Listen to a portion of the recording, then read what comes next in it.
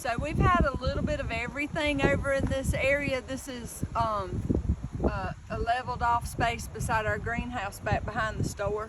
I don't know if you guys remember or not, but we've had sunflowers, wildflowers. We had an awesome lettuce garden down here one year.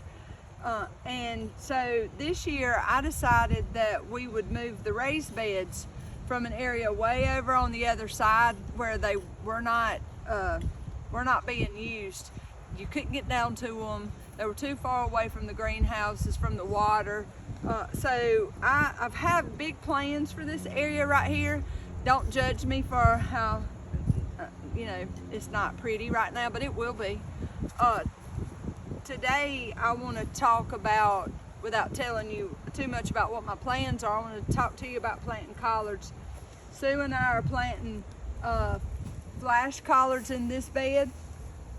I'm going to plant a new collard that we are selling this year called Top Chop in this bed. And then in the next bed, we're going to plant Brussels sprouts and a new cabbage that we have.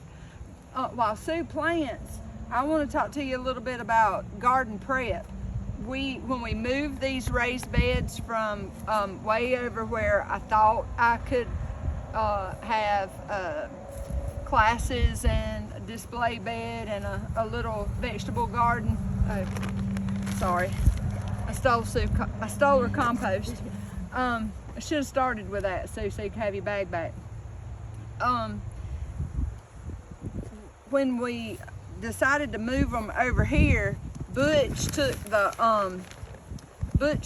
lifted up the raised beds, brought them over here so they would be closer to a water source, and then he scooped up as much of the old dirt, the old compost as he could to fill them.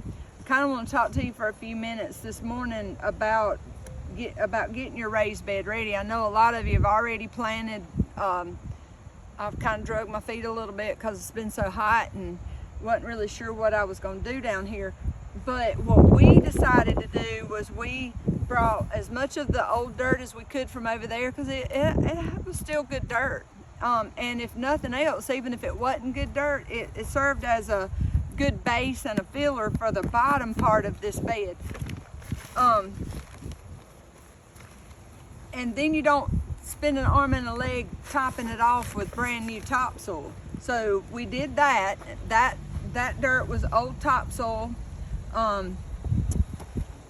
That organic topsoil that we've been selling this year that has a lot of biochar in it. It's a lot of potash.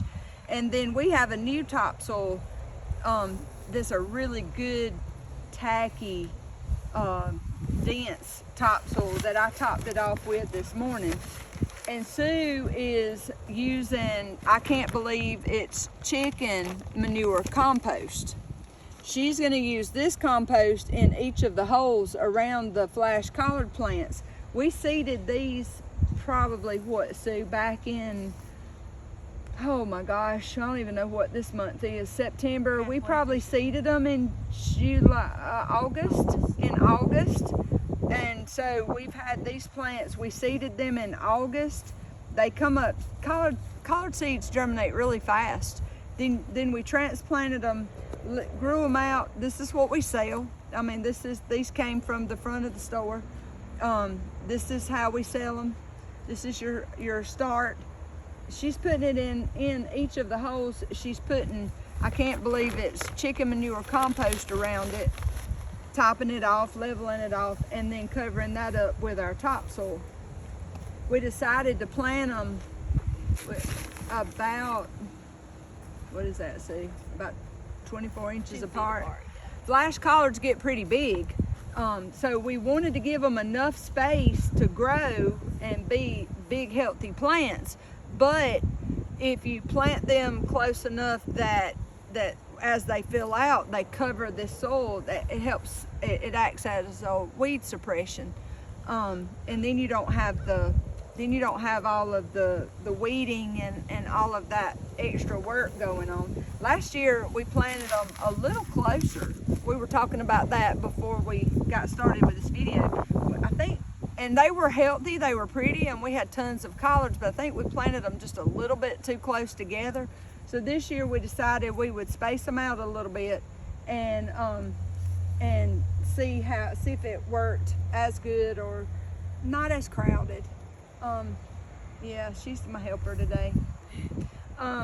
So to talk about the compost a little bit, everybody's familiar with black cow. I use black cow too.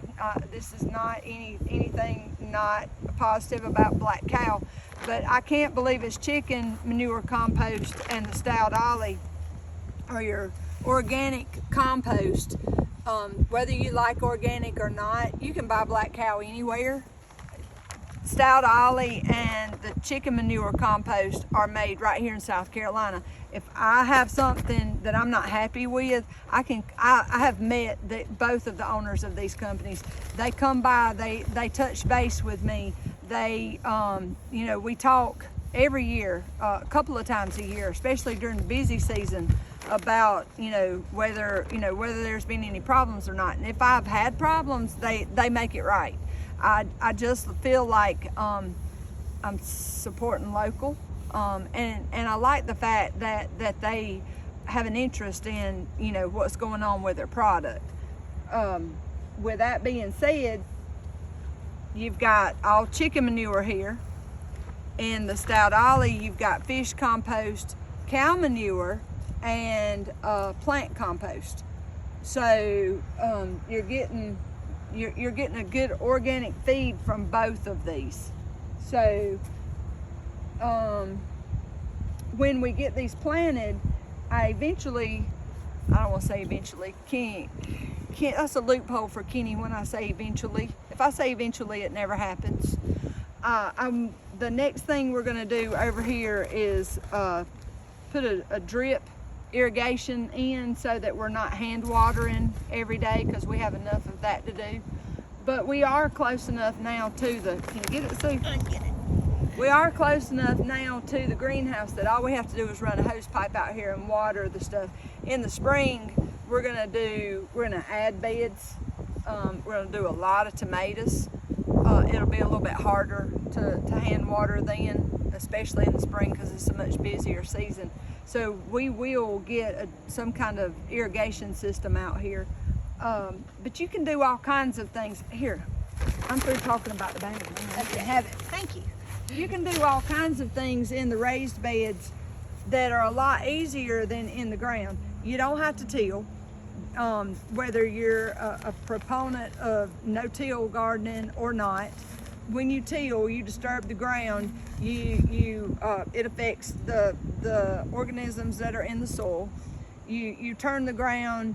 You get those seeds and those weeds that are under there that haven't germinated. You bring them to the top. They get sunlight. They get oxygen. They germinate. Then you have the weeds. So there's a lot of things about raised beds that you don't have to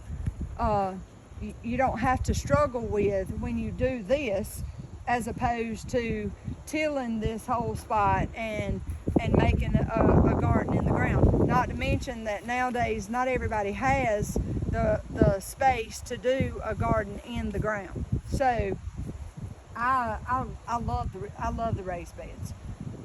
We're planning on this next season even experimenting down here with straw bales. Several years ago, I had several customers who didn't do raised beds. They did straw bales, and we've never. Every year I say, I'm going to do that. I'm going to do that. There's a process to it, and next thing I know, it's time to plant, and I go, oh gosh, I can't do it. So this next year, when you come through and you see these raised beds, and we're going to add to the raised beds, and you see the straw bales down here, or the containers, or the grow bags, all of these things that everybody, that everybody's experimenting with and playing with, because you don't have time or space to till the ground. That's what you're going to see back here. So for our fall garden, we've got collards, because I love collards. And in this back bed, I wanted to do cabbage, and Sue wanted to do Brussels sprouts. So that's what you're going to see when you pass through the back part of the driveway here at the store. And then just keep following us, because between now and January, February, we're going to add to it. and you're gonna see lots of things and get some information about what I've really got planned for this area back here. So if you got any questions, just reach out to us through through Facebook or Instagram or whatever, or stop by or call. But it's time to get started, and I think the temperature's finally going to get to a place where it's not summertime and you can grow a really good cool crop garden.